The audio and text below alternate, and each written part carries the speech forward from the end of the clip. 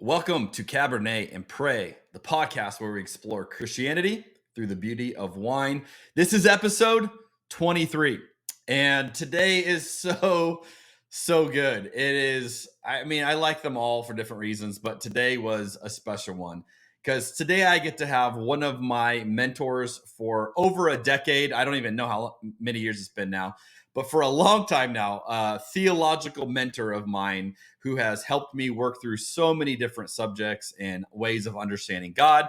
And ultimately, I would conclude have arrived at a much more beautiful Jesus-looking God through all of it. And his name is Greg Boyd. And share a little bit about Greg. He's been the senior pastor of Woodland Hills Church in Minnesota for 32 years. He's married to Shelly for 45 years, and they have 3 adult kids and 6 grandkids. He has written a bunch of stuff.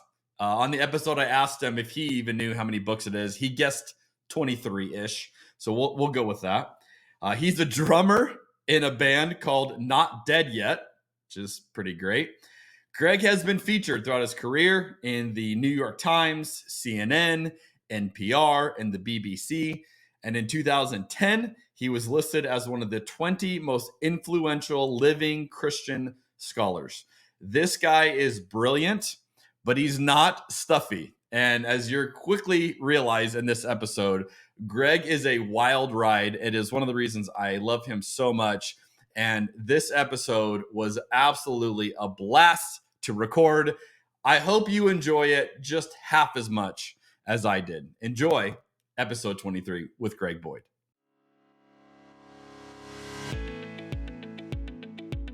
I've never shared this with anybody publicly. There's so many things happening in this conversation right now. 1,000 years from now, people are going to be looking at this podcast saying, so this was the breakthrough. If this was SportsCenter, that would be like such a hot take. Skip Bayless would have no idea. Stephen A. Smith would have no idea what to say if you drop that down.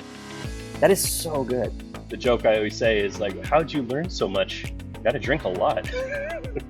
The power of food and beverage to lubricate an environment. Resistance to change is hurting the church. I'm not in the camp that God has a penis or a vagina or a body at all. I'm in the camp that God is a universal spirit. This is the strangest podcast that I've been on. I don't even know what to do. I'm kind of geeked up about this wine. So this is my second glass, and it delivers a little more of a punch than I expected. So if I get a little loopy, it's your fault. You told me to drink on this show. You've uncovered the mystery. You've exposed the formula. You've just duct taped together a number of things that aren't normally hanging out together, and I'm here for it. We're going to sit down at a table, we're going to have a glass of wine and some food, and we're going to talk about the beauty of Jesus. Thank you for the hospitality that this particular podcast provides folks like myself, and I know others, to be curious around their faith practices. I will never forget the first time I bought a bottle of wine by myself, which was yesterday. If you're familiar with drunk history, I thought it's like drunk theology. So By the way, drinking this Pinot Grigio at 3 o'clock in the afternoon is making me even more direct in my communication than I normally would be. All right. Welcome to the podcast, my man, Greg Boyd. Hello. Thanks for having me on. Oh, this is gonna be so fun, friends. For so many reasons. I have a deep love for Greg in my heart. And it's mutual. I hope it comes through in this episode and that you all I love you. Okay, before we begin, Greg, that sound means we need to talk about what we're drinking. So I'll go first. I'll explain what I'm drinking. Okay. Then we'll invite you to offer your very professional wine critique of what's in your glass. I'll be happy to offer it. Okay, so today I am drinking, this was gifted to me. This is called The Prisoner. And this is a pretty well-known bottle. And I had never had it before. So a friend of mine gave it to me. Thank you to that friend, if you're watching or listening. This is a 2021 Prisoner red wine blend from California.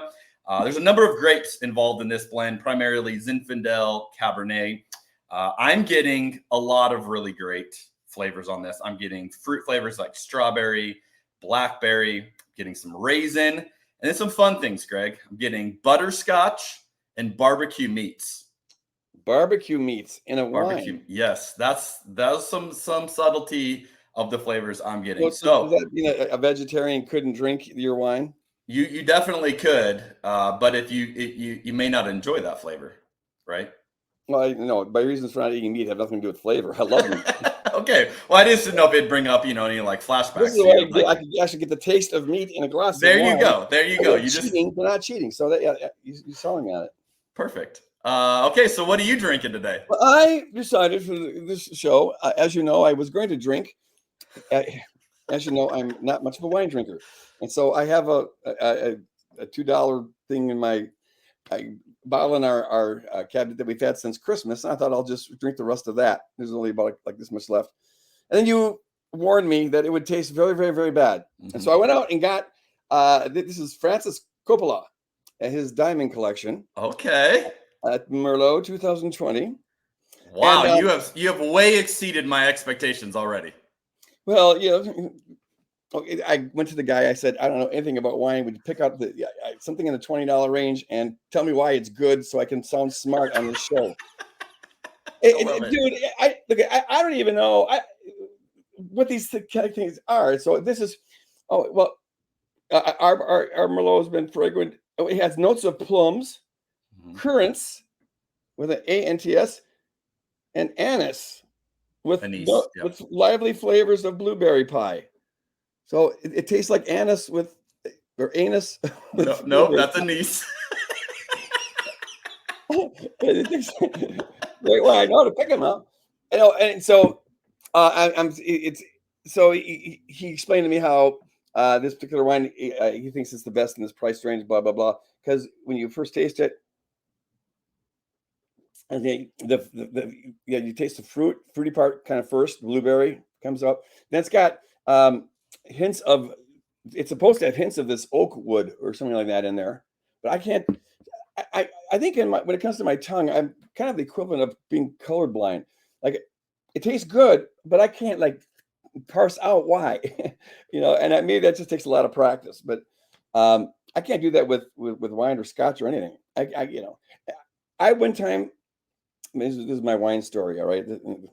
Leading off of this, because the best I got, but once upon a time, I knew some rich people. They never stick around very long, but they invited me to go out to dinner, and this guy ordered $190 bottle of wine, and of course, he explained that it comes from blah blah blah blah blah blah, all the reasons why it's $190, and so I have it, and it tasted good, but if you asked me to distinguish that from a $20 a bottle thing, I couldn't do it. It's good, but it's not $170 better than this one. I understand. But I guess if you are a connoisseur of that, then it kind of has a. I will say that I didn't know if I jumped the gun a little bit because I wanted to try to practice this wine thing, and so this is my second glass, and it delivers a little more of a punch than I expected. So if I get a little loopy, it's your fault. You told me to drink on this show. I never drink during the day. I wait till night. If I'm going to have anything to drink. Which is why I stopped drinking wine, because it interferes with my sleep. Whiskey and scotch, I'm fine. Bourbon, fine. Wine, I'll wake up after an hour's sleep and feel all buzzy. But if you drink it at noon, perfect. There you go. Greg, that was amazing. Cheers all to right, you, my man. Cheers to you. Yeah. Well, we are. I like it. It is smooth. I can say that. So at the end of the day, here's what I tell people: there's really only one question, and it boils down to there are two types of wine. There are wines you like and wines you don't like, and you start there. All of reality boils down to those two questions. Do you like the wine? And if the answer is yes, great job. You picked the right wine. There you go. Good. Perfect. And then I'll cut this to my refined taste in wine. Excellent. I love it. Does anyone do something like this with cigars? Because I would think that'd be my thing. Is like, let's get on and talk about the cigar. But then see, it wouldn't work unless you're down where you live, where you can be outdoors year round. Because here, you have to be indoors half the time, and no one smokes cigars indoors anymore. It's like no one. It's not culturally appropriate like it used to be in the 50s. And I'm glad too, because it would stink up everything. But but that'd be a fun time. I do have a few friends who are super into cigars and have joked about making their own, their own communion wine co, but making it for cigars. So we'll see if call it Holy Smoke. Come on. That's brilliant. Yeah, we got the Holy Smoke. Okay, we got to look into this. Tell your friends I'm game. Plus, I need an excuse to smoke a cigar. Okay, so otherwise I feel guilty, because they're expensive. So if we spiritually wrap it up into something, then it's good. Exactly. Give me enough reason I can become a drunk for Jesus. I love it. I'm so proud of you. You are aging well, my friend. You are aging well. Thanks for lying, but I don't know if age is kind to anybody, but it's been kind of brutal. I wouldn't recommend it. It really is not for the faint of heart. Just physically, everything starts falling to pieces. So don't get me going on that one. Okay, well, we'll move on to more fun topics. How about that? God will teach you wisdom in your old age as you learn how to deal with aches and pains, and you have to become more patient, and nothing works the way it's supposed to work. Well, that's a good segue. All right. Because I want to ask you a question that I ask most of my guests. All right. And it's a good frame, like a reference for people who may not be super familiar with you, to go, okay, who are we talking to here? It also shows that faith is not something, you are born with or you arrive at when you first follow Jesus and then you white knuckle it to your grave. It is an ongoing learning and openness. And so the question is, if you look at the last 10 years of your life, how has your faith changed over that span of time, last 10 years? Gosh, man, I tell you, it's so 6 years ago, after I finished Inspired Imperfection, my last book, 2018, I just didn't have any energy for academic reading or research anymore. I went back to projects that I had started, and I felt like God was calling me to let go of that, at least for a time, and to spend more time on myself, on working on my soul. Theology can be the greatest excuse for ignoring God. Ironically, it can, you're so busy thinking about God, you never take the time to get to know him. And so I spent, I have been on average spending an hour to an hour and a half a day, just walking and meditating, praying, going out in nature if possible. And man, it has had an incredible effect on my life, just in terms of mellowing me out.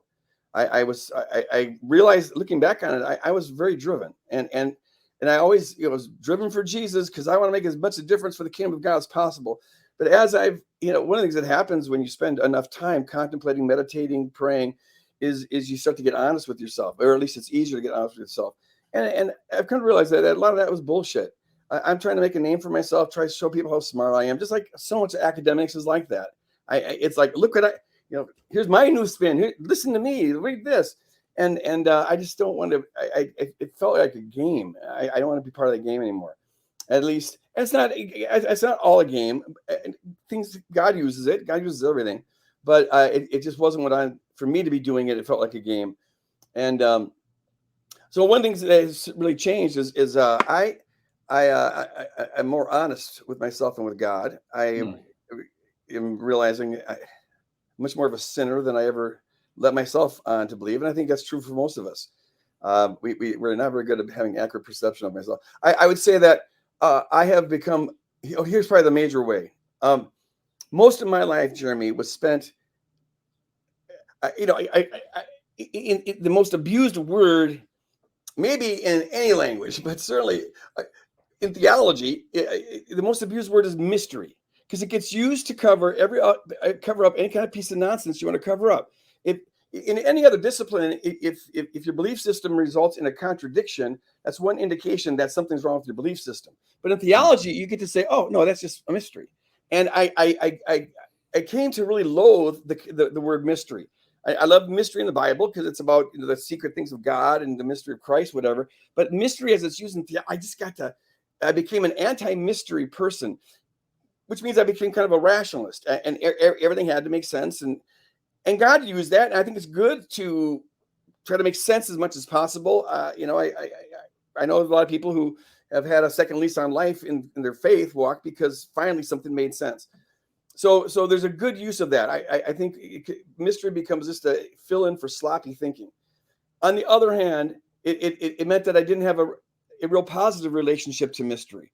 And I was loath to really acknowledge the mystery that I have to accept in my belief system, because it's all around. I just didn't want to really, I want to pretend like my belief system has way less mystery than anyone else's because I make sense out of things. But I don't even know what existence is. I don't even know what energy is. It goes beep, beep, beep on a little kind of mechanism that we use, but we don't even know what existence is, let alone how the creator's holding. I just become much more okay acknowledging that I don't know shit. Really, we're like I'm preaching on that this week in my message. That won't be the title of it. I was gonna say, is the title "I Don't Know Shit"? Because that would be great. The title is "Upgrade Your Umwelt."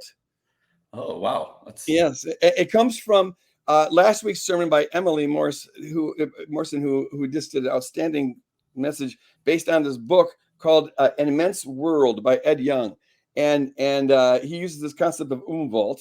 And that book, by the way, is, I know you love books and you always list all that book. And man, you read a lot. I can't believe how much you read, but you want to read this one. It is so interesting. You don't know how little you know about nature till you read this book. Umwelt is simply any organism's experience of its environment through its senses. And it's our sensory bubble that we all have to live in. And it filters out most of reality, but allows us to experience a little bit of reality. And outside of our Umwelt, there's nothing but mystery. So the sensory bubble that my dog lives in is way smaller than mine, although she picks up frequencies in hearing that I can't possibly pick up, and her nose is 1,000 times better than mine. But she doesn't know what algebra is or what the universe is, because I'm 95 million years more advanced than her. My brain has evolved 95 million years more. But my brain is still a bubble. I'm still locked in it, into my five senses. I pick up only a fraction of the reality that's around me. And so imagine that, suppose the world will go on for another 95 million years and the brain continues to evolve. We will be to those beings, if evolution continued at the same rate it's been going, we'd have the intelligence of a dog. In the same way that my dog can't understand algebra, because the reality of algebra is outside of my dog's Umwelt. So also there'll be things that they know that I can't conceive of. And so when you realize, and that's just 95 million years, what if we went forward 900 million years, and you begin to realize how little we know. And for me, it has really helped me get in touch, become appreciative and worshipful of God's transcendence. I've always much more emphasized God's closeness, when we visualize Jesus in our imagination, and that's called cataphatic prayer, where you pray with mental images. And I'm a strong believer in that. But there's also what's called apophatic prayer, where you pray without images. And that's more about capturing the transcendence of God. And I've really been getting into that.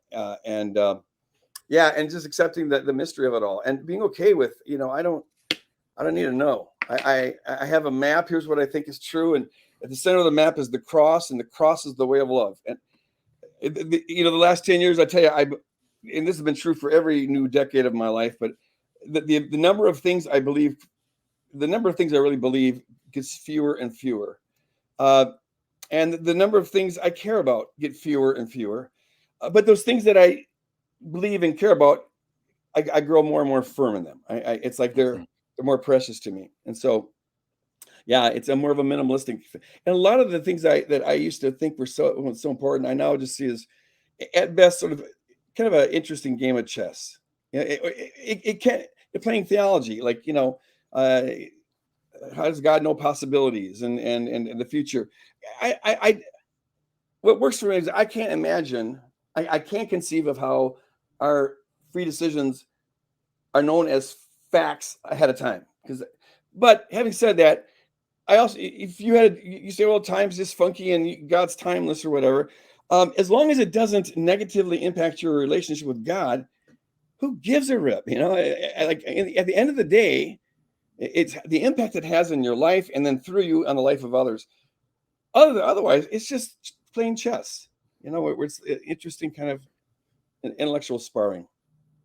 The irony of listening to you say this is I totally understand what you're saying, and I appreciate it. And I think it sounds beautiful the way you're describing. To give context, you are the most brilliant thinker about God I've ever encountered in my life. Well, thank you. So, but you need to get out more. No, I've been out, Greg. That's the Okay. thing. And I've talked to a lot of people, and I was telling my kids this morning, I was dropping them off at school, and I was telling them about this podcast today, and I was just looking forward to it.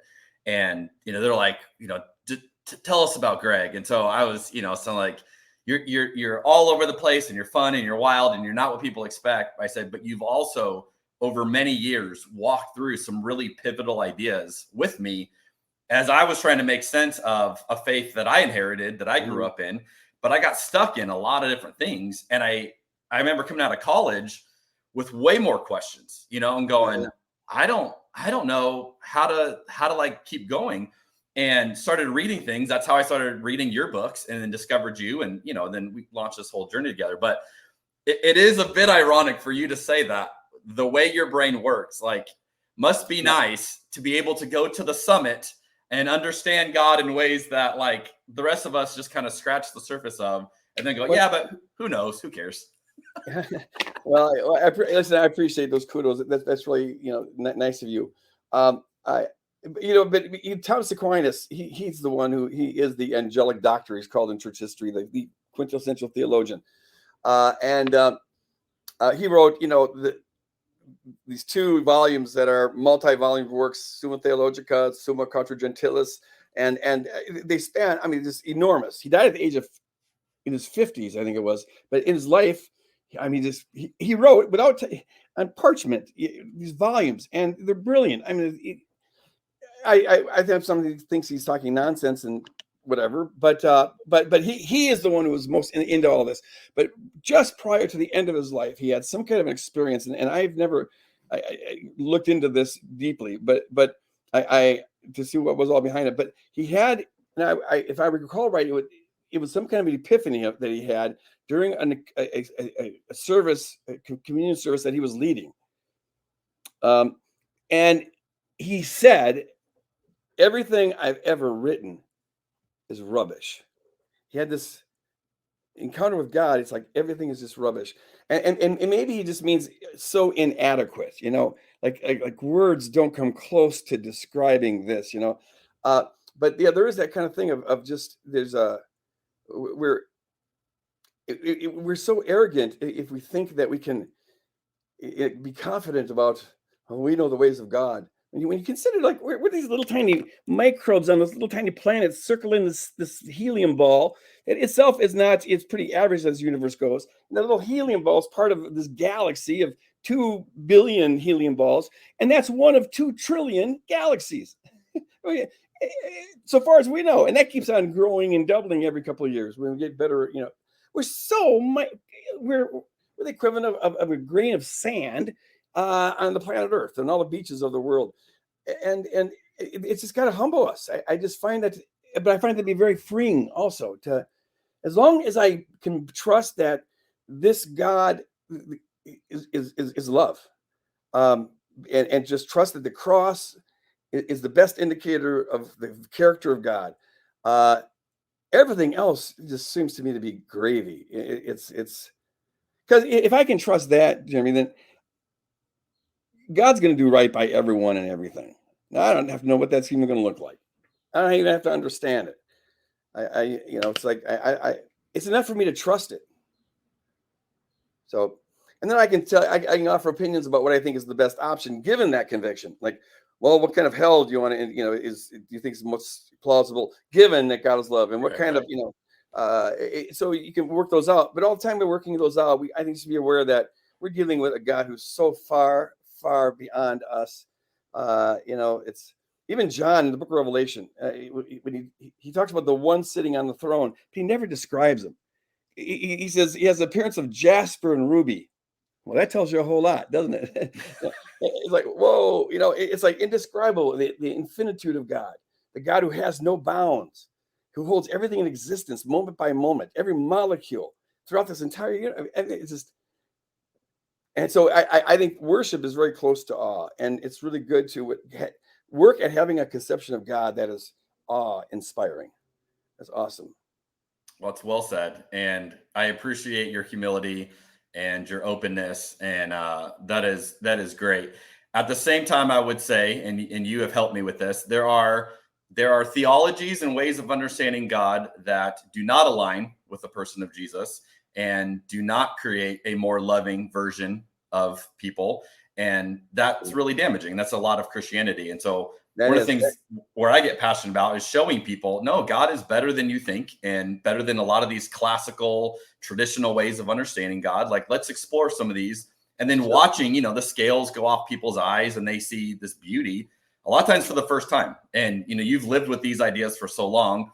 And, the way I've told people is you probably saved me a decade of time, of how long it would have taken me if I wouldn't have had you in my life, poking and prodding and asking good questions, that it would take me probably 10 years to get to where I am today, longer. So I would have been 10 years older to be here. And I'm just grateful for that. And I try to be that role for others of, hey, let me show you the best of what I've seen. And, humbly, like, I could be wrong, but like, here's the best of what I've seen. Yeah, and that's the most we can claim is like, here's the thing that makes the most sense to me. Right. And then you share it because it will make the most sense to others. But you are right. There's theologies, where people have they have horrendous pictures of God, but they have to call that God loving, because if they don't, that means that God's going to send them to hell. So it's a, fear-based kind of a thing. And that's where the allowing, and this is, I think, how the New Testament portrays things, but allowing the cross to really redefine who God is, because that's what the Apostle Paul does. The cross is the power of God. That's just so unlike any kind of conception of power that anyone's ever ascribed to God. It's one of the ways that it's true and inspires that human beings would never make that up. The cross is the power of God. So yeah, it's that's a true mystery. I think if we're using the word right, it's not just that which we can't figure out, but it's that which is awesomely beautiful. It's the mysterious. Is Einstein even he said that the contemplating mystery is how do you put it, the highest experience one can possibly have. It's encountering the mystery. It's the otherness, the beyondness of God that is just awe-inspiring. Okay, that was question one. Okay. Okay, so I've got something super fun planned. I don't know how this is gonna go. I've never done this one. I've never done this yet. We're gonna try something, okay? Oh, great. So I was thinking about, you have, like I mentioned, you have been a massive theological mentor to me. You have helped me work through many ideas. Much of my theology has changed into adulthood because of conversations with you and ways that you have shown me things. And I have found it to be more compelling than what I had prior. So I thought it would be fun to have a little ongoing mentor conversation in real time. And here's how we're going to play this game. I've got some video clips from other episodes of the podcast where people have said things that I thought, that's an interesting argument. And I want to have you react to their argument in real time and just see your take on it. Oh boy. All right. Are you up for this? Yeah, this sounds fun. Okay. More wine, I'll be better at it. Yeah. So the first one is David Gushee. Do you know Dr. David Gushee? Oh yes. Yeah. Really, I like his stuff. Okay. So in a conversation with him, we were talking about his book, Defending Democracy from Its Christian Enemies. We're unpacking it. I talked about you, and I read a quote from one of your books, and then I asked him to respond to it. And so he gave me his response, and then I want you to respond to his response. All right. Okay. So this is about a little over 3 minutes. Okay. So you can settle in for a little bit.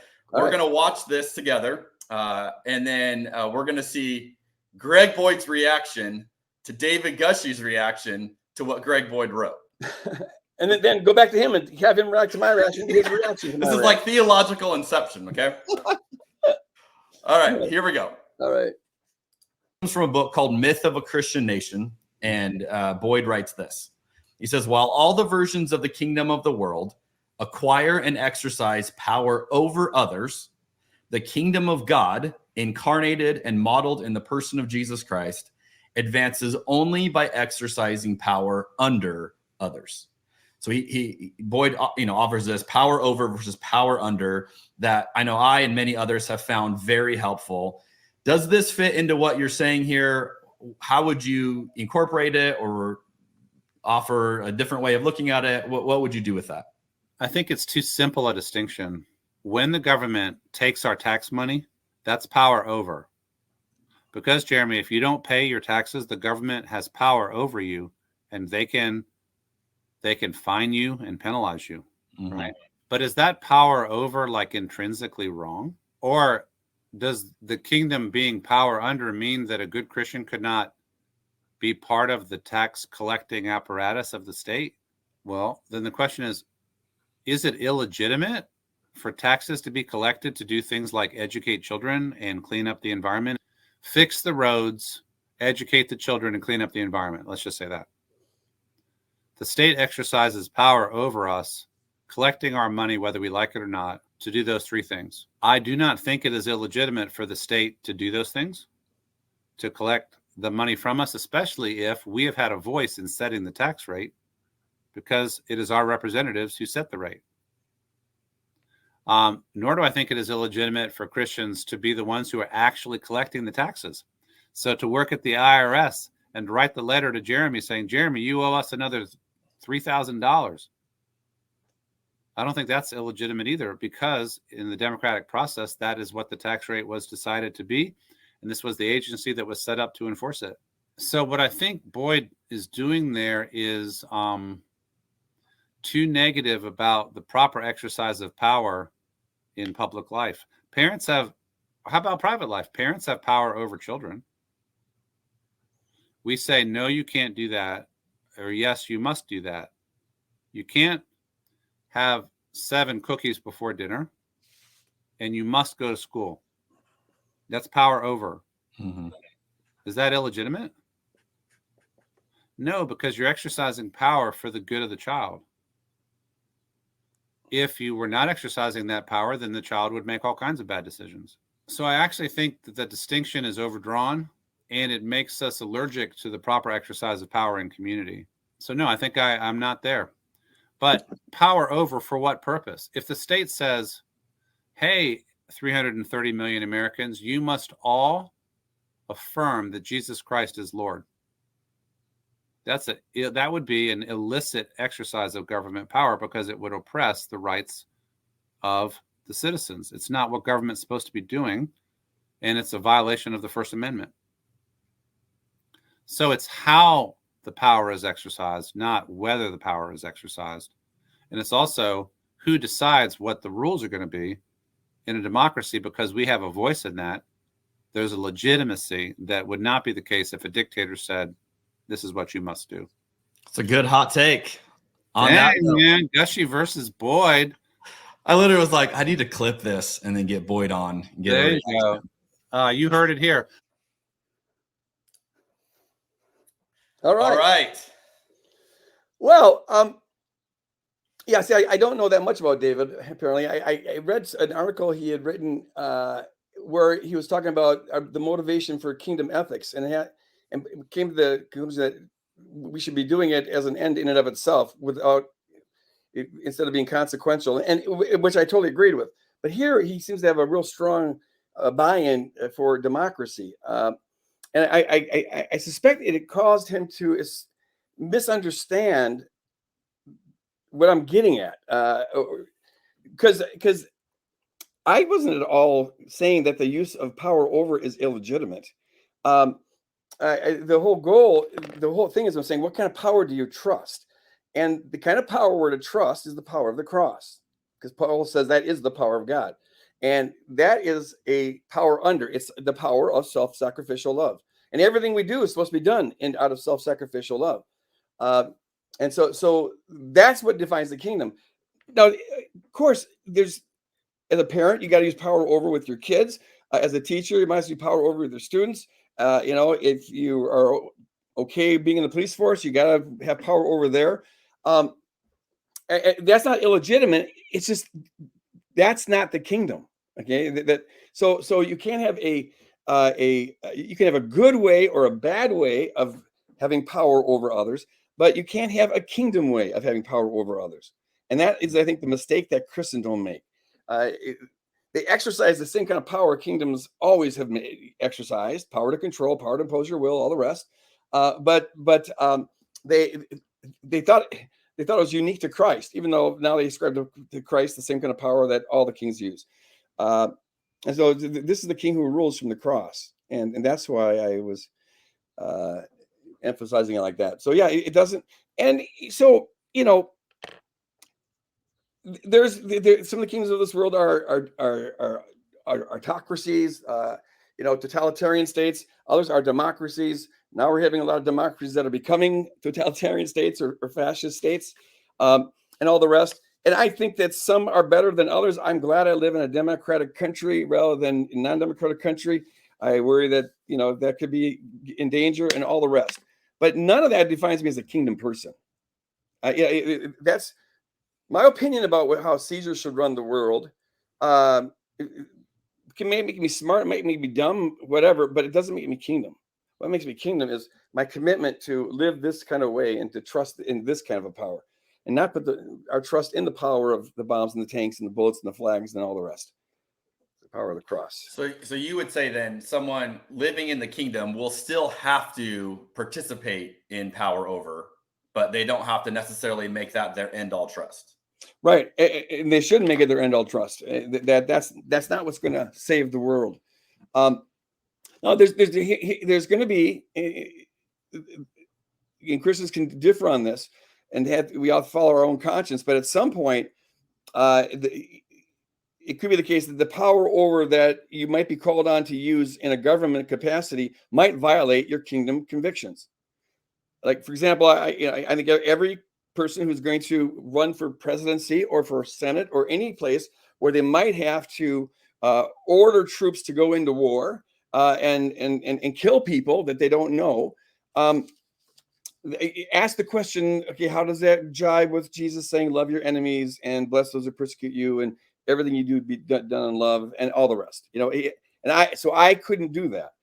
So at some point there could be a conflict, but the fact that you're going to be in charge of somebody, whether it's collecting taxes or whatever, no, in the fallen world, we need hierarchies. That's just how the thing works.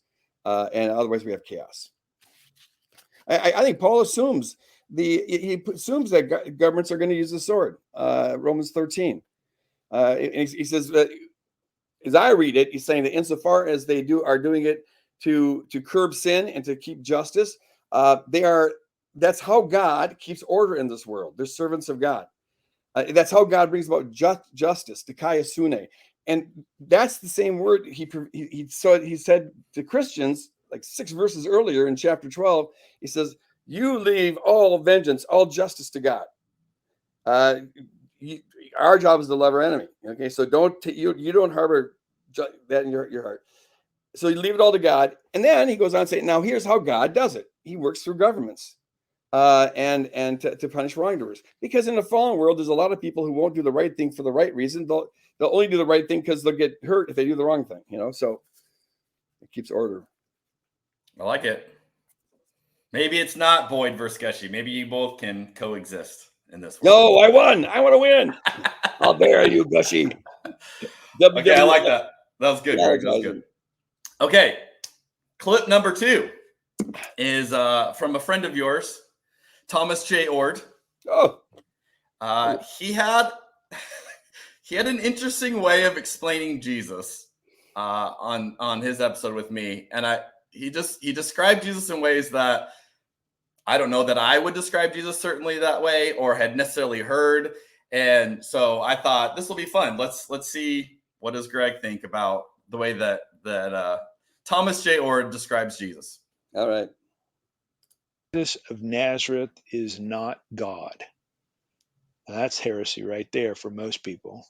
I think I can say Jesus is divine, or Jesus expresses the divine nature, but one of the essential characteristics of God seems to be omnipresence, but Jesus of Nazareth is not omnipresent. Another is that God can somehow know everything knowable. Maybe not the future, like you and I as open theists would say, but God can at least know the past. And here Jesus is walking along and a woman touches him and he feels something, power go out of him, and he says, "Who touched me?" Well, that's not an omniscient being. So we have this Jesus of Nazareth who doesn't have some of the classic characteristics of God. And another one would be that this individual has a localized body and God is bodiless. You don't have to end up saying point blank, Jesus of Nazareth is God because his body is divine or something like that. Yeah, that phrase, exact representation, reminds me of a jacket I wore in high school. On the inside cover, on the back, you know where the label was, it said genuine imitation leather. This is not imitation leather. This is genuine. And think about that phrase, exact representation.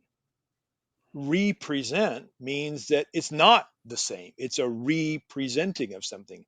If I say I'm going to represent the United States at the Olympics, I am not the United States. I'm representing something that's other than myself. So we've got a really weird thing going on. The translators are saying one thing about exact and another thing is a representation. So I interpret that something like this. Jesus gives us the clearest revelation of who God is and God's nature. And that's not the same because it's a representation according to the text, but it's the closest thing we've got. What do you think? Wow. Well, I'm a little surprised by that. It's okay. I've always this kind of thing where I suspected that answer was very honest, and I really appreciate that. And I thought that that's given his system of thought, which is, so far as I can tell, a process paradigm.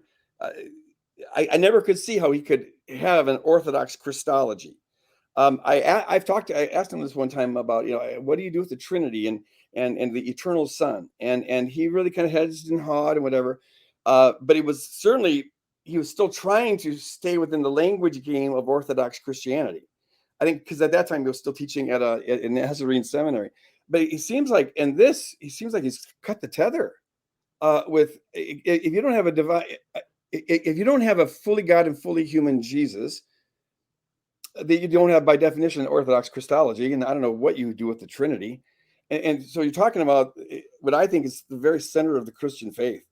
That and then the idea that the world is created ex nihilo, and that's also something he denies.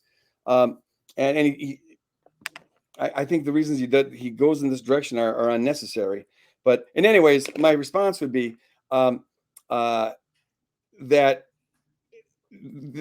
don't know if Tom even cares about this that much, but when you read the New Testament, I just think the early fathers were right when they came to the conclusion that though it's paradoxical, though it's mysterious, you find these early disciples of Jesus who are Jews, monotheistic Jews, worshiping Jesus, praying to Jesus, ascribing to Jesus all the attributes of God.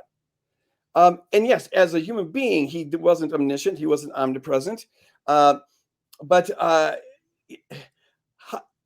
don't know how Tom gets the inside knowledge that God can't do that. Because I think God, if he wanted to become a human being, could do that. But I don't think that could happen in Tom's metaphysical system. It would completely violate the Whiteheadian principles, which I think where God's bound by metaphysical laws and all sorts of things like that. So that is, I am surprised by how it was almost kind of stunning. Like, Jesus is not God, and I appreciate the candor of that. But if he's not God, then of course it'd be blasphemy to worship him. But I'm preaching through the book of Revelation right now, and I'm just loving it. This book that I used to just really not like at all, and now I'm just so getting into it. But one of the unique things it does is when it talks about the one who sits on the throne. Okay, so this you never pictures God. Okay, it's this ruby and jasper. Okay, but then there's the slain lamb who also is sometimes around the throne or in the throne or sitting with him on the throne. And he also is worshipped, and he also claims to be the Alpha and the Omega, the beginning and the end. He's worshipped in contrast to the beast. And it's John's symbolic way of saying that God is infinitely mysterious in and of himself. Who can conceive of God, the uncreated, boundless being? Nevertheless, he has completely identified himself with humanity in the person of the Son. He became a human being. He emptied himself to do it. Philippians chapter 2. He set aside, as I take it, he set aside whatever he needed to set aside as God in order to become a full human being. And so, since a human being is not omniscient by definition, then he had to take on finite knowledge and finite space, and and all the rest. He became killable, and as I said earlier, I don't need to have to be able to make total sense out of that. I'll give the Christology that I think makes the best sense, but at the end of the day, it's mysterious. We have to just agree. But my dog doesn't know algebra. Why would I think I should be able to understand the incarnation? And so, but I think it's very important to hold on to that. I think when you cut the tether like that, Jesus just becomes sort of the best example of human beings, and he's no longer saving us. He's it just changes the whole story you live in. Well, it seems to me that you could have both. You could say Jesus is divine, Jesus is God, and also say Jesus is the fullest version of a human. Oh, you know what I mean? Like those inherently aren't in contradiction. No, those are in fact they're inherently necessitated, and that's what the church has always said, that he is because he's God becoming a human being. He's also a perfect representation of God, and also perfect representation of human potential. Definitely is that. But the whole Chalcedonian Christology comes by hanging on to those two things together. And it's good. Okay, I got one more clip for you. I did an episode with a guy named Jonathan Foster. I just want to say that I appreciate asking me these kind of questions, or I appreciate folks like Tom, because I look so conservative next to them. It's like it's not like an absolute fundamentalist. We got to believe in the Trinity. We got to believe, and it's a relief, because I'm usually getting accused of being a liberal. It's like always a liberal, so it's good to take it from the other direction. Hey man, I'm just here to to give you some PR. You are mainstream evangelical. People just haven't figured it out yet. There you go. I don't know what mainstream, but we'll get to that. All right. That's number 4. Okay, number 3. I did an episode with a guy named Jonathan Foster, and he wrote his dissertation on mimetic theory. And so we did a lot and talking about mimetic theory. And here's what I would say to set up this clip. One of the things you helped me work through was atonement theories. And I grew up with penal substitutionary atonement because that's all I knew. That's what I was raised with, and didn't love it. Didn't sit well with me, but didn't really know when I was a kid, especially, that there were other ways to understand it. You helped me work through, hey, here are some other ways. In particular, the Christus Victor view, I really have loved and think to date, that has been the most compelling view that makes the most sense of what this looks like Jesus. In this clip, Jonathan offers the mimetic view of atonement that I also really like. So I'm curious if you like this view too, or if you're going to shoot this down. So here's Jonathan Foster. I was introduced to Gerard when I was really trying to figure out, well, wait a minute, why did Jesus have to die?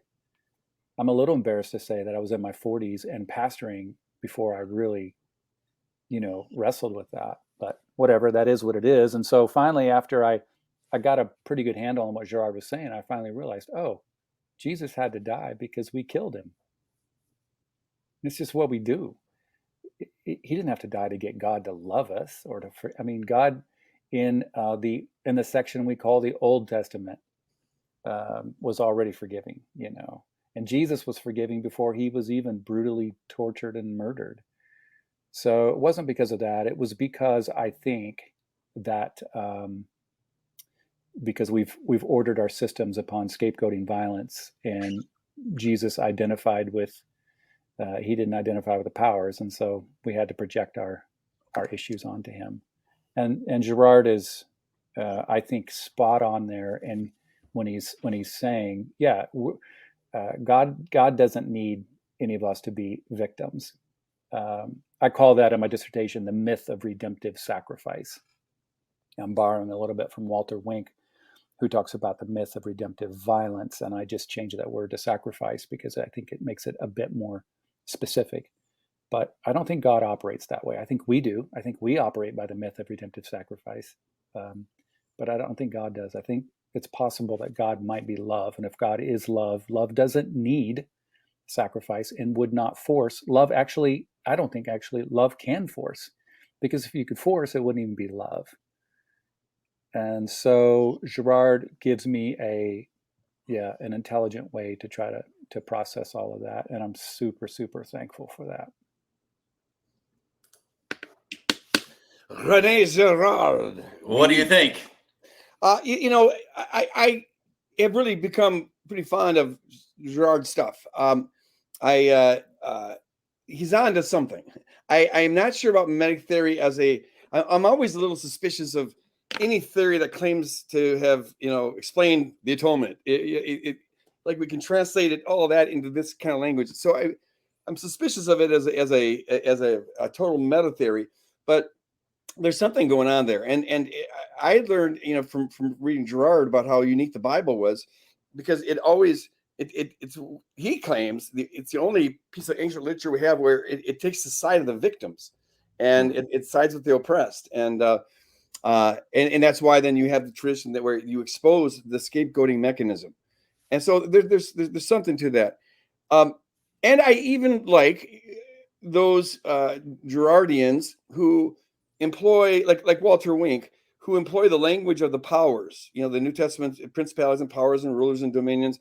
And they see that as sort of the, at least the way Wink works it out is that's sort of the group mindset of what happens when we scapegoat, the interiority of a groupthink.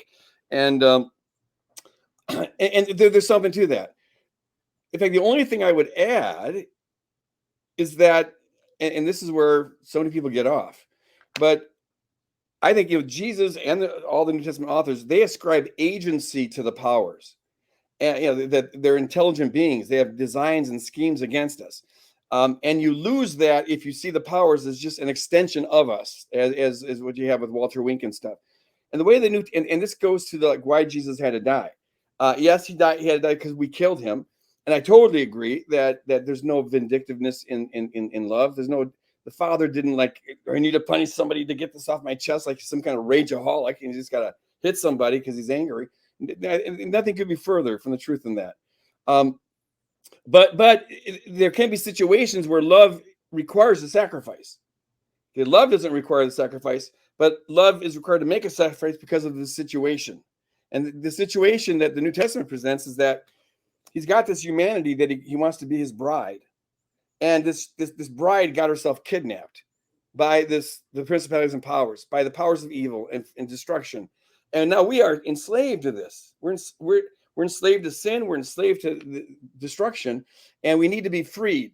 As I understand it, it was only that radical revelation of who God is and radical sacrifice on the cross of the Almighty Creator God becoming a human being.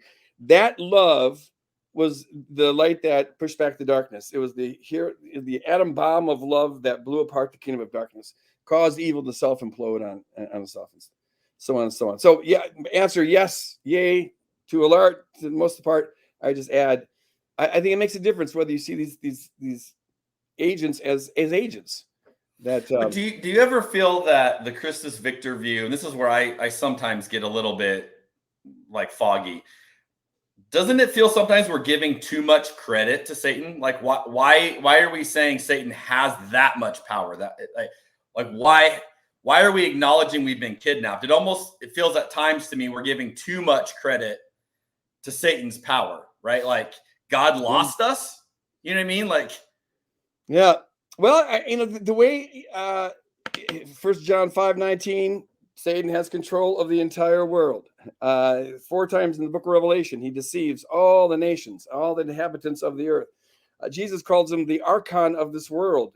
Archon was a term that was used for the highest ruling authority in any region. And John 12, 14, and 16 says Satan is the archon of this world, the CEO. That's quite a bit of authority. Paul says, Ephesians 2:2, he's the principality and power of the air. And the air was, in first century cosmology, the domain of authority right over the earth. So he's the authority over this earth. And if you just look at this world, it is so screwed up, and it's getting more and more screwed up. And something's terribly wrong. So if you hold that God really is altogether lovely, beautiful, love, and nonviolent, you have to have a good explanation for why nature it does not look that loving and kind and nonviolent. And this whole creation, and we're called slaves, so I don't think we're going beyond what the New Testament says if we are saying that, God in his manifold wisdom, which means his multi-layered wisdom, he accomplished a lot of things on the cross. Okay, so I don't want to reduce it down to one thing, but I think all the things that he accomplished and all the different metaphors that are used surrounding the atonement in the New Testament, they all could be categorized as they all come into the rubric of rescuing humanity and creation from evil. And I think that's the central thing he did. That's good. Okay, one more I want you to respond to. I don't have this on video because this conversation happened after I hit stop recording, and then I debriefed with a guest, and then he dropped this little nugget, and I was like, shoot, I wish that was recorded. So I'll describe it to you. I was doing an episode with a guy named Caleb Campbell. He wrote a book called Disarming Leviathan. And Caleb is basically, he has given his life to going after Christian nationalism, and not as his enemy, but they're his mission field. That's how he phrases it. So he considers himself a missionary to Christian nationalists in America, trying to show them that there's something better. I respect that. So he said something, though, in a conversation after the episode that I was like, Caleb, that is a fascinating idea, and I've never thought of this. And he mentioned you by name, and so I thought this will be fun to just see if you've experienced this. I was asking him, like, hey, how's this going? Like, how are you seeing this? How's this playing out? Are you doing okay? Like, how's this all happening? And he was saying he's noticed a trend that he thinks there's a shift happening in Christian circles right now, where it used to be progressives and conservatives. And you'd have the progressives over here, the conservatives over here, and they would battle. He said he's noticing a shift where now the issue seems to be not how progressive or how conservative are you, but what is your response to the use of power? And that he's saying now the church is getting divided in a different way. You have those who say, yes, let's rally around this. Let's make America great again. Let's lean into all this influence. And those who are saying, no, that is not at all what the church is called to be. And so you have this new kind of rift in the church on this issue. But then here's the statement he made, is he said, what I have noticed from his experience in these camps, not, saying this is not the way the church is called to be. He said he's been watching progressives and conservatives come together in ways he never has seen before. And he was saying what people are doing is they're going, yeah, I don't agree with you on X, Y, and Z, but I really agree with you on how you're responding to this in this season right now. So we have more to lock arms on than we don't. And then he said, again, I didn't bring you up. He said, yeah, I'm watching how people are receiving guys like Greg Boyd. And I was like, oh, okay. And he goes, for a lot of years, Greg Boyd has been kind of labeled as a heretic because of open theism. He goes, what is happening in the circles I'm in is now people are saying, yeah, we don't agree with the open theism, but we love what he does with the kingdom and, the powers and all of that. So they're welcoming you back in. The conservatives are embracing you. I thought this was so fascinating. And I'm wondering, have you experienced any of this? Have you seen that the playing field, the chessboard has been rearranged a little bit? Yeah, I don't see it as clearly as he does, but I do see some of this. Where I, for example, I was invited. I spoke at Preston Sprinkle's conference, whatever that was called. What's it called? And there's a lot of Calvinists there, people from Reformed backgrounds, but they are they are united in wanting to distance themselves from kind of butthead Christianity, that fundamentalism that we always got to be right. They really emphasizing having an irenic spirit and talking through things. And so that, yeah, I have been invited to those kind of things. There is now a whole group of people, and it's this movement, so far as I can see, and it's been going on for quite some time. I just learned about it like 15 years ago, but of people really becoming Jesus-centered, where it really simplifying their theology and everything down to make it Jesus-centric. And so like the Jesus Collective is this group that is kind of a hub for folks who are moving in this direction. And there are folks coming into this from real left-wing avenues, but also coming at it from real right-wing things.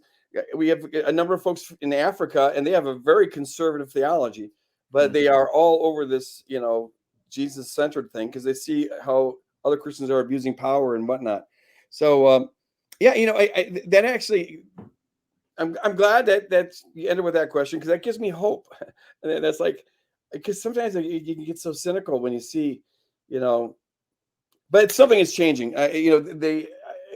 The stat I had heard, and I never saw it disputed, is that 83% of white evangelicals voted for Donald Trump in the previous election. Now it's down to 64%, which is still like high, but so there's a shift kind of going on, and I hope people.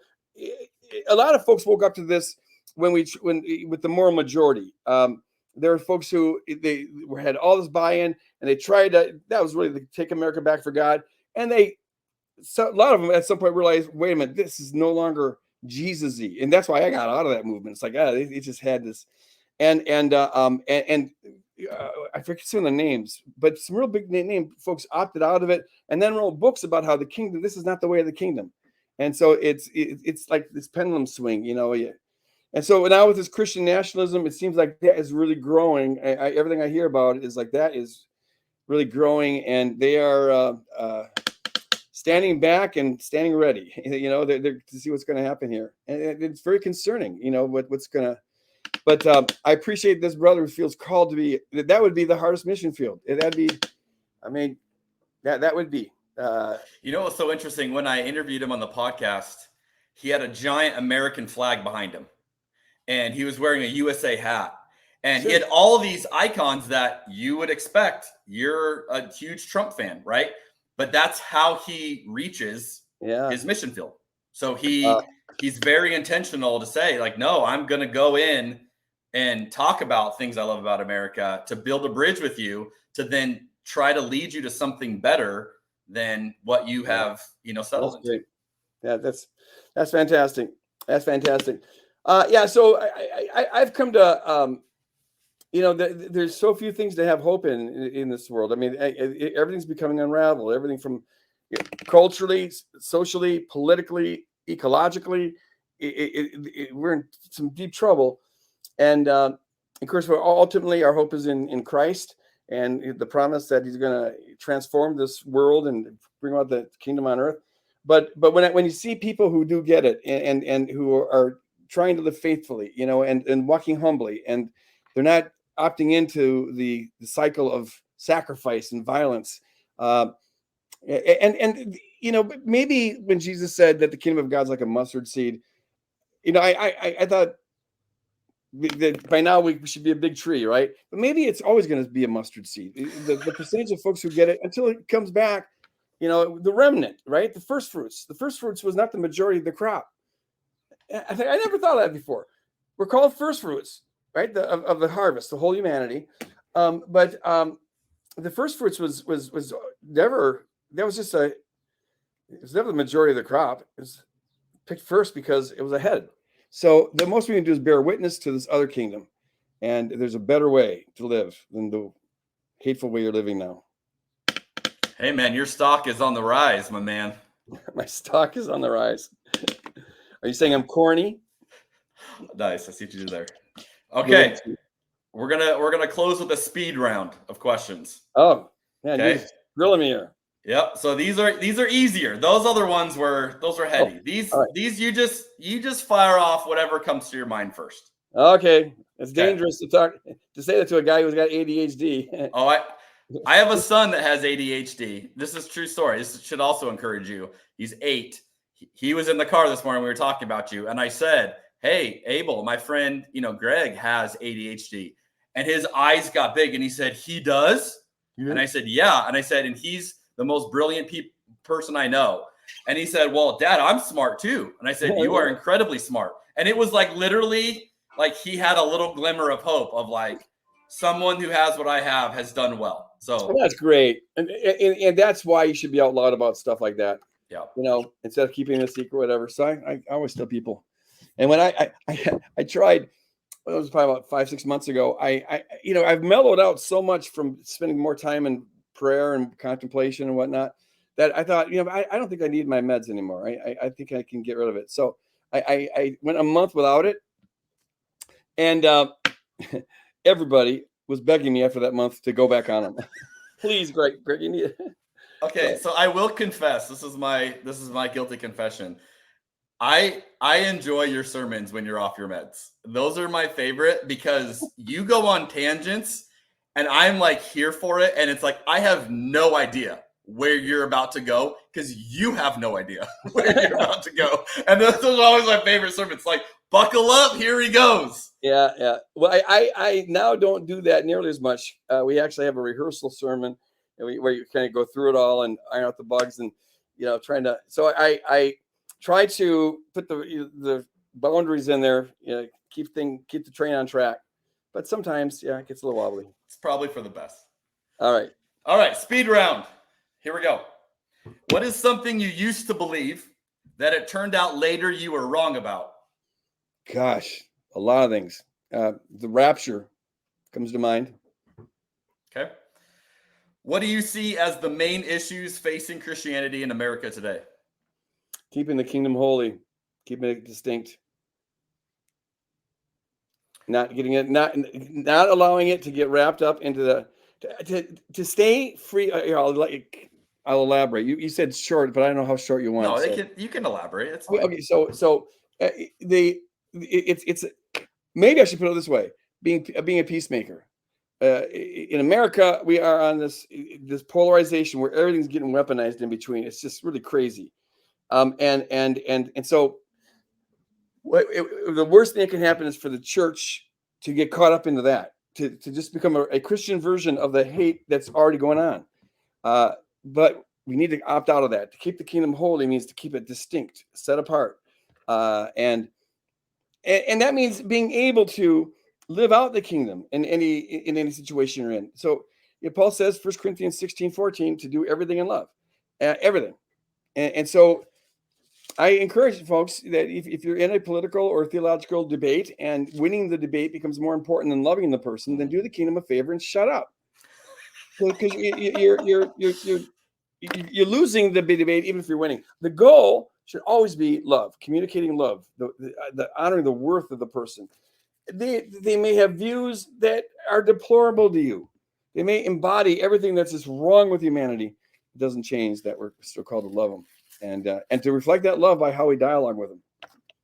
So, side note, I didn't know you were going to say that, but you just triggered a memory.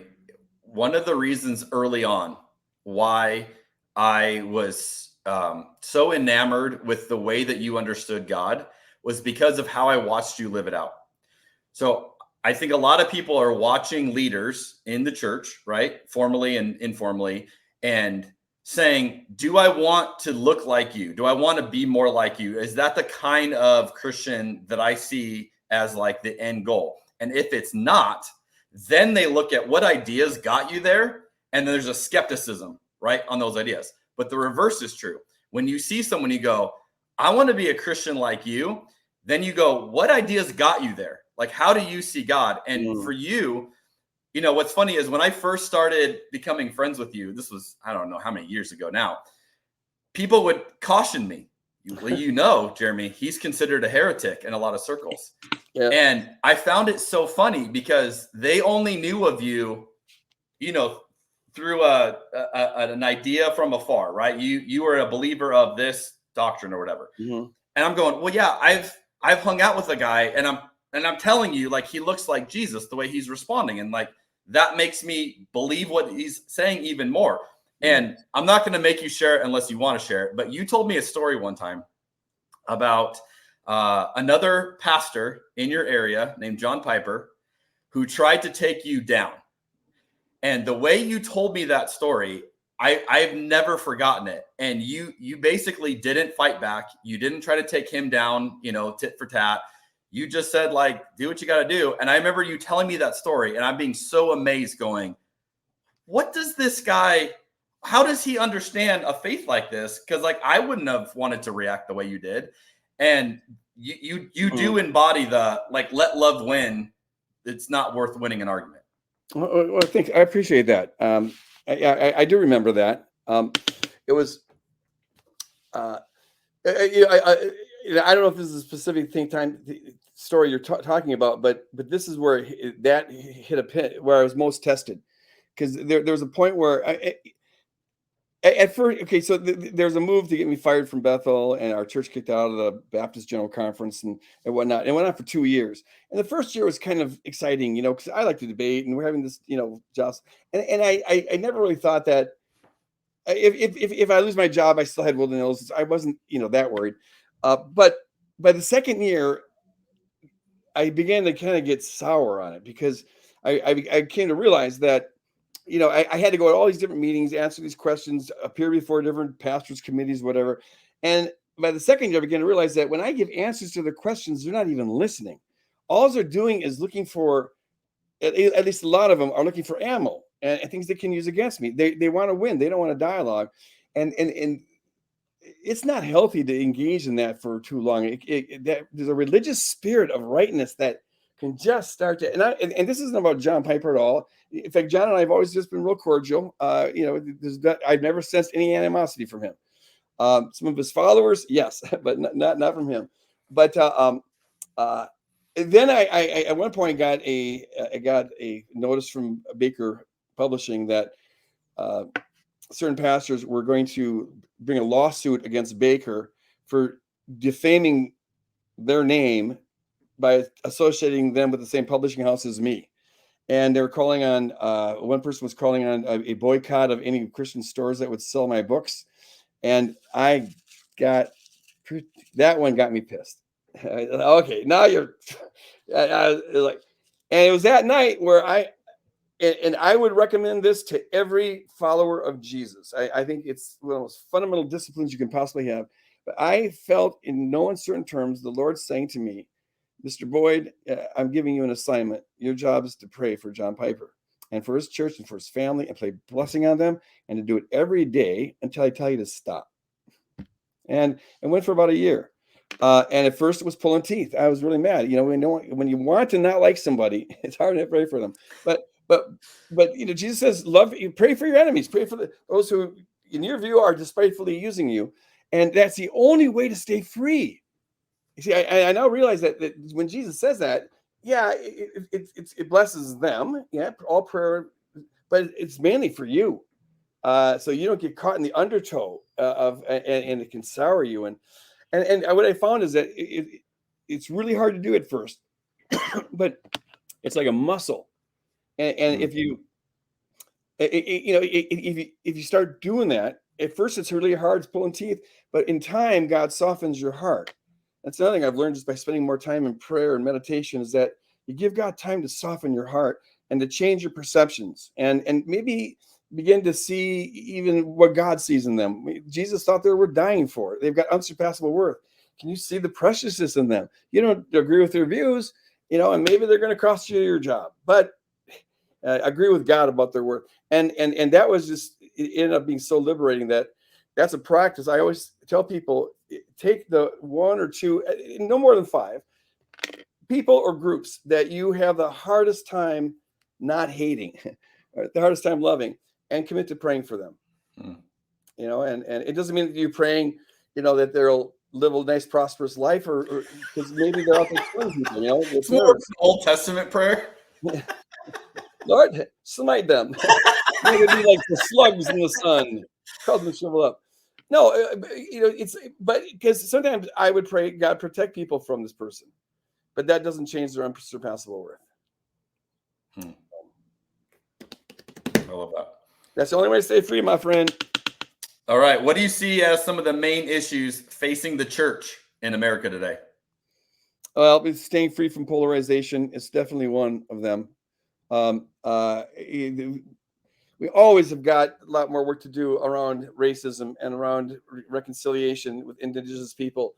A major issue that we're going to have to confront, talk about, and do it in a loving way and an open-hearted way, and let the Spirit move. But the whole LGBTQ issue is right in our face, and so the church needs to be in dialogue about this. What various views that people have, and we're starting to do that at Woodland Hills. And not just with the straight people in the room. You need to be talking to gay Christian friends who get their perspectives on it, because they're the ones who are the most impacted, Yeah. And that's a major issue. And then I really think that in this coming decade and the decade after, our climate is going to be going absolutely bizarro, bonkers, crazy. It is already this last year. I mean, we are now going on our 12th month straight of breaking records by records. They just came out with this report, the International Meteoric, whatever it's called, came out with this report yesterday, not yesterday, last week, where every indicator that they look at, every indicator that marks global warming is just one of the indicators. How many storms are there? How frequent? Every single indicator broke records this last year, and it never happens. And so, anyways, we're going to be seeing an immigration crisis like the world's never seen here very soon. Already, there are millions of people displaced because the whole Horn of Africa is sweltering. It's either if they're not getting flooded, they're in droughts, and that's where some regions are. And so, this responding to the increasing crises that are going to be caused. I think eventually, as society begins to crumble, it's already in the process of this. Will the church be a faithful witness in a time as the world unravels? I think that's all, though. Other than that, it's going to be pretty easy. Well, easy peasy. What is something blowing your mind right now? The concept of Umwelt. I've really gotten into the whole Umwelt idea in the book An Immense World by Ed Young.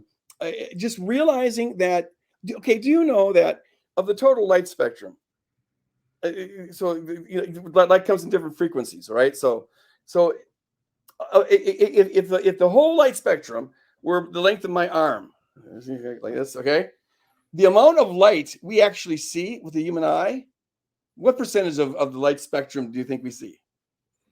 I'm going to guess it's small based on this setup. Yes. Okay, I'll tell you. I'm trying to show you my cool arm. I can't do it. So if you think about the length of my arm, right there, the amount of light we experience is 0.0003% of 1%. 0.0003. That's 3 millionths of 1%. That would be like the size of a human hair against my whole arm. That's how much of the total bandwidth that we experience. Now, that's our Umwelt when it comes to seeing. So it's similar when it comes to hearing and everything else. And so it is for every insect and for every organism and for every animal. It has a frequency. And what's really interesting about this book is that it gets into the different ways that different animals experience the world. And it's so, it's just so freaky, mind-boggling. These bats who just by sending out echoes, based on what comes back to them, how quickly the echoes come back, they can tell if there's a moth somewhere out there in the middle of the night, and then zero in their radar to the point where they're sending out 200 pulses a second as they zero in to snatch this thing. It's just mind-boggling. But all of them are limited. And so we think we see the whole of reality. We only see a fraction of reality. Yeah. And that's within the light spectrum that we know about. That's just the kind of energy that we can measure, because that's the kind of energy we live in. For all we know, there are as many different kinds of energy as there are kinds of frequency within any given light spectrum. And so it just, you become aware that basically there's not that much difference between you and the box elder bug when it comes to being aware of what's going on in this universe. We are not. We're so small, and then that for me creates wonder, and amazement, and I don't know. It's why it seems to be so arrogant, or I don't want to use a negative word like that, but I don't quite get why some people are so insistent that angels are impossible, or that principalities and powers, that they are just metaphors of, when they're. Do you think that we're the only intelligent beings here in the universe, and we're not all that intelligent? It's like there's other dimensions. We know, even within our own light spectrum, there's all these other dimensions. Right now, there's radio waves going right through us, thousands and thousands of television stations and songs and whatnot, but they're just not on our frequency, so we don't notice it. That blows my mind. The wonder of creation.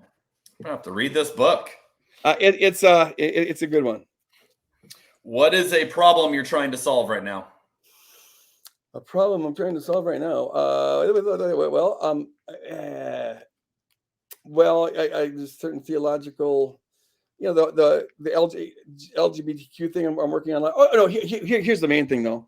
I'm not really trying to solve it. It's more of a mystery. I don't quite know. If you really look at the world as it is right now, and look at the science of it and whatever, we're heading into this really dark future, and I'm wondering I don't know how God's going to wrap this whole thing up. How far down the road is he going to let us go? Would he let us go extinct before he resurrects the whole thing? I have no idea. How does that relate to the whole, in the New Testament, we're taught to live with the sense of expectancy. He could come at any moment. And that was a part of my Christianity. When I was first a Christian, that was everything. Jesus is going to come back, and we thought he was going to rapture us. And it was so real to us. It was like so. And then I lost that. I kind of burned out on it, and I came to realize how the exegesis just wasn't there. But in the last several years, I've recovered that, not because of the Bible, but just because of looking at the world the way it is. And it's got me thinking, so we should be living as though we could come back any moment. And so we should be faithful to the end, and, be all the more intense because of this. But I find that that's really easy to do if you take an honest look at the state of things right now. It's there's a great podcast. Can I advertise other podcasts on this podcast? Totally. Well, it's one that it's not a Christian podcast. Oh, then no, we only talk about Christian things here, Greg. We're very limited.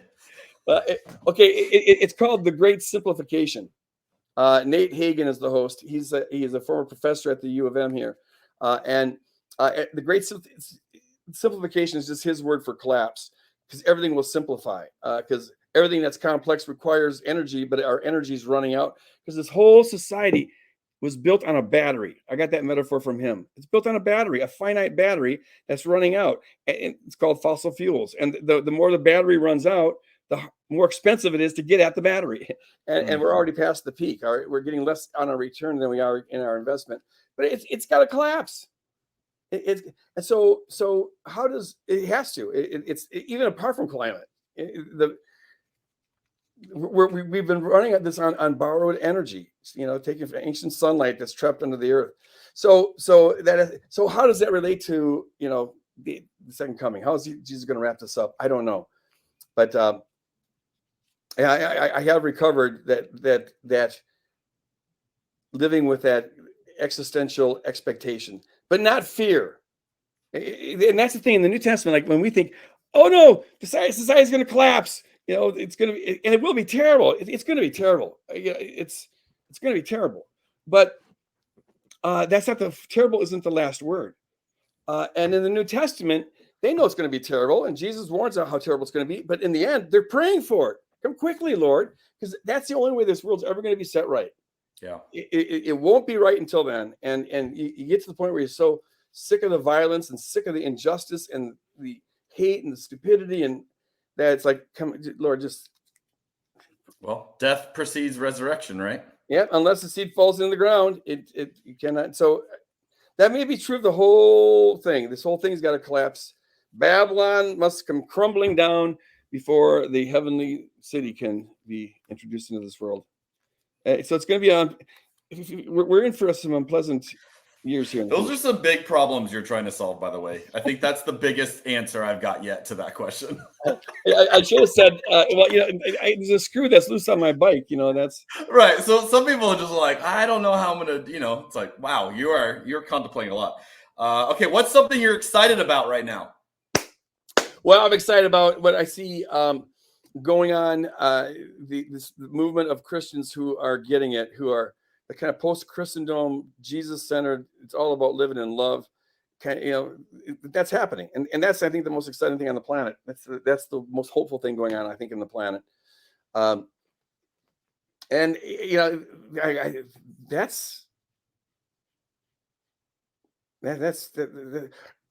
excited for this week's sermon. I actually am loving pastoring more than I ever have. It's really weird. I think not having let go of the academic stuff, I am more focused on just the church, and I'm more concerned just about being the church and being disciples. And part of that's my awareness that this is coming to an end. Part of it's that I'm 66 and I'm coming to an end. But either way, I'm excited to do that. And that's always exciting. That's cool. Everything else about the world is pretty depressing, though.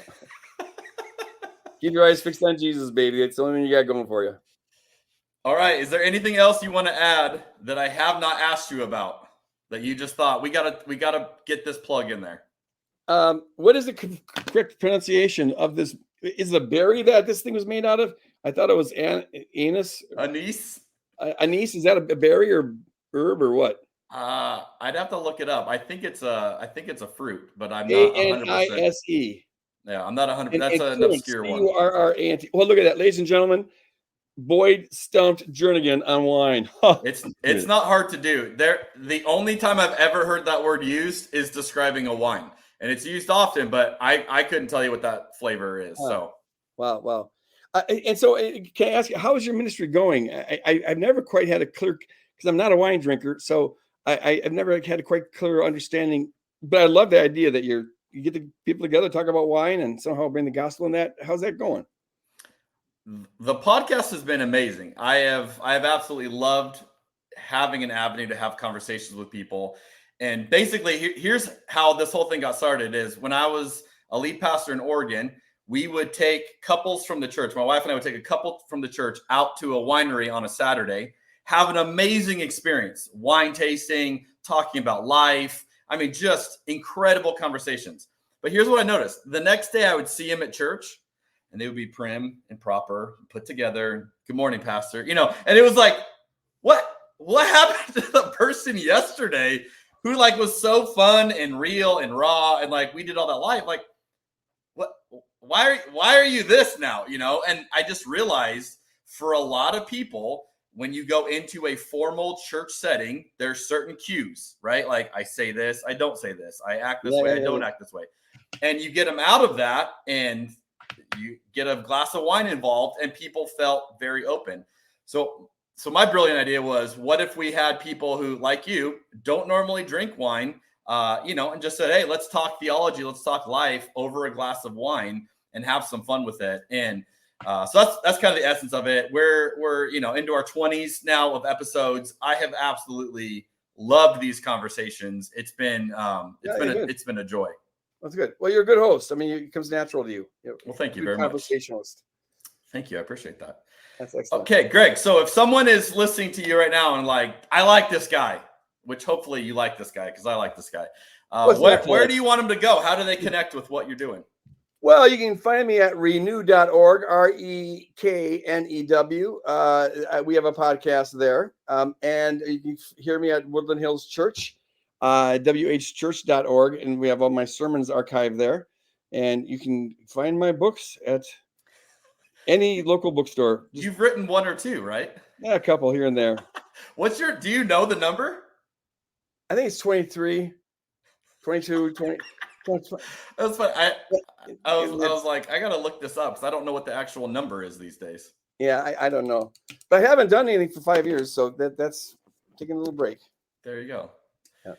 Well, hey, my friend, you are a gem. Always a delight. You have been so amazing in my own life, and I'm so excited to post this episode because I feel like we're going to give our listeners and our viewers a chance to see like just a little glimpse into what you've done for me for years in real time. Like we're going to show you them. And I think you are just such a gift to the church and to a lot of us who want to follow Jesus.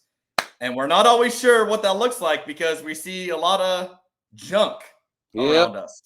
And you have been such a good voice for that. So thank you for your faithfulness. Thank you for taking a few hours out of your day to do this. And thank you for going and buying a nice bottle of wine to humor me. Thank you for giving me an excuse to get a little tipsy in the afternoon. Appreciate it. Dude, you're the greatest. Hey, thank you so much. Man. And everyone, thank you for joining us. I hope you have loved this episode as much as I have. We appreciate you listening and watching, and we'll see you all on the next episode of Cabernet and Pray.